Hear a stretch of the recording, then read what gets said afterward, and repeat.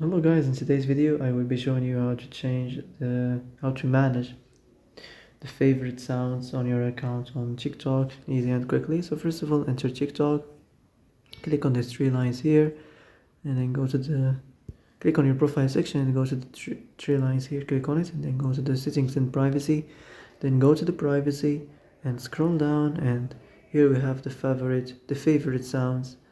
So as you see here, if you want to turn this on, make it public so others can see sounds you've favorited, and you can use these sounds in CapCut. And if you want to turn this on, so this is up to you. So yeah, and that's it for today's video. I hope this is the answer you've been looking for. If you like this video, don't forget to like and subscribe, and see you in the next video. Thanks for watching.